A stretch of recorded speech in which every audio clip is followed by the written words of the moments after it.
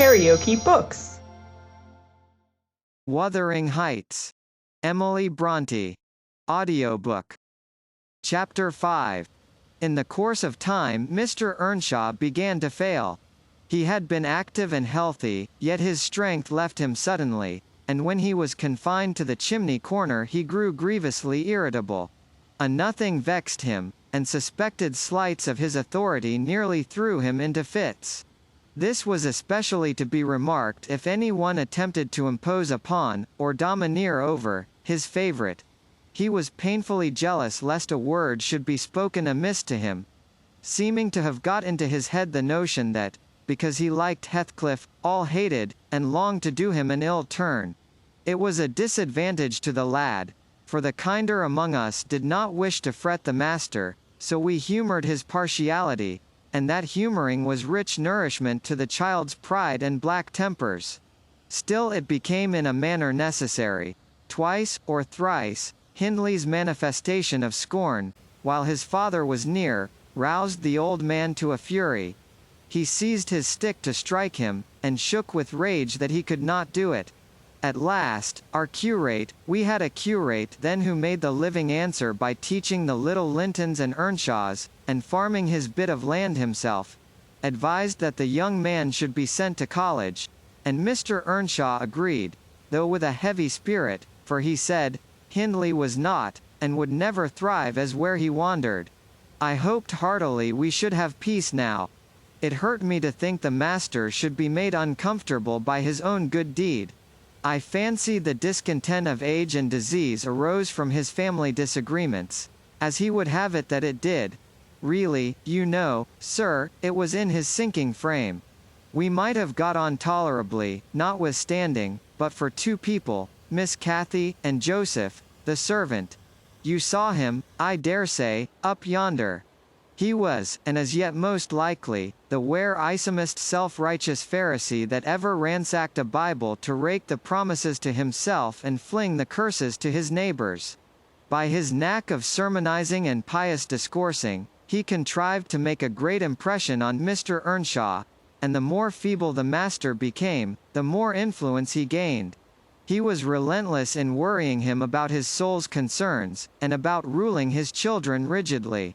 He encouraged him to regard Hindley as a reprobate, and, night after night, he regularly grumbled out a long string of tales against Heathcliff and Catherine, always minding to flatter Earnshaw's weakness by heaping the heaviest blame on the latter.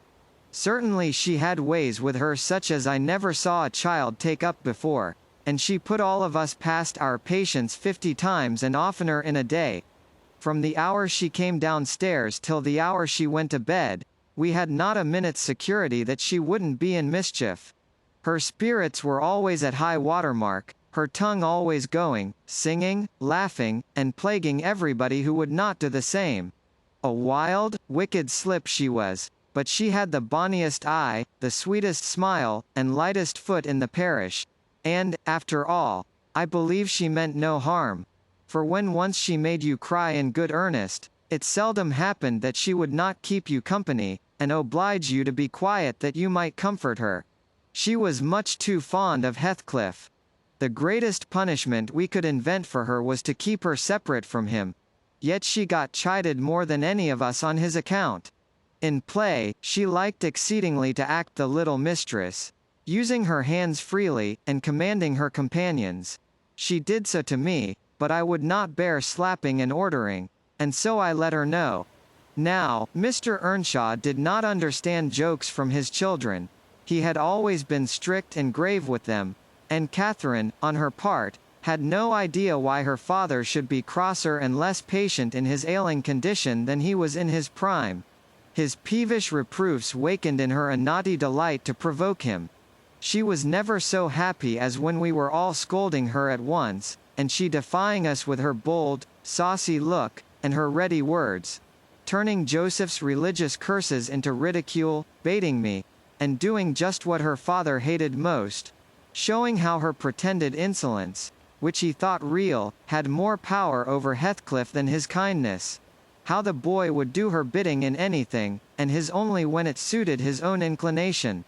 After behaving as badly as possible all day, she sometimes came fondling to make it up at night.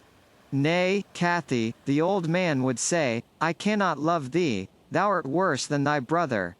Go, say thy prayers, child, and ask God's pardon.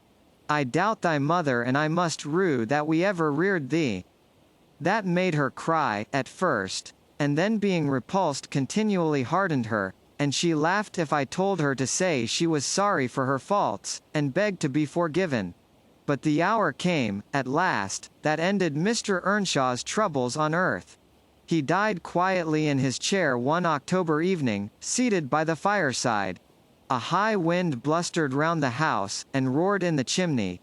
It sounded wild and stormy, yet it was not cold, and we were all together. I, a little removed from the hearth, busy at my knitting, and Joseph reading his Bible near the table, for the servants generally sat in the house then, after their work was done. Miss Kathy had been sick, and that made her still. She leant against her father's knee, and Heathcliff was lying on the floor with his head in her lap. I remember the master, before he fell into a doze, stroking her bonny hair. It pleased him rarely to see her gentle, and saying, Why canst thou not always be a good lass, Kathy? And she turned her face up to his, and laughed, and answered, Why cannot you always be a good man, father? But as soon as she saw him vexed again, she kissed his hand, and said she would sing him to sleep. She began singing very low, till his fingers dropped from hers, and his head sank on his breast. Then I told her to hush, and not stir, for fear she should wake him. We all kept as mute as mice a full half-hour, and should have done so longer, only Joseph, having finished his chapter, got up and said that he must rouse the master for prayers and bed. He stepped forward, and called him by name, and touched his shoulder, but he would not move, so he took the candle and looked at him. I thought there was something wrong as he set down the light, and seizing the children each by an arm, whispered them to frame upstairs, and make little din.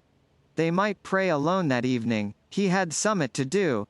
I shall bid father good night first, said Catherine, putting her arms round his neck, before we could hinder her. The poor thing discovered her loss directly. She screamed out, Oh, he's dead, Heathcliff. He's dead, and they both set up a heart-breaking cry.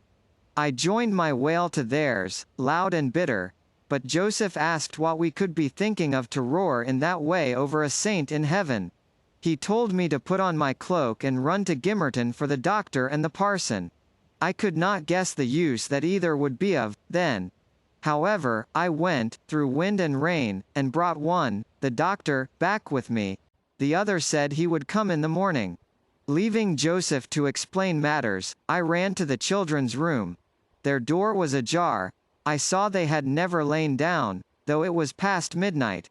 But they were calmer, and did not need me to console them. The little souls were comforting each other with better thoughts than I could have hit on. No parson in the world ever pictured heaven so beautifully as they did, in their innocent talk.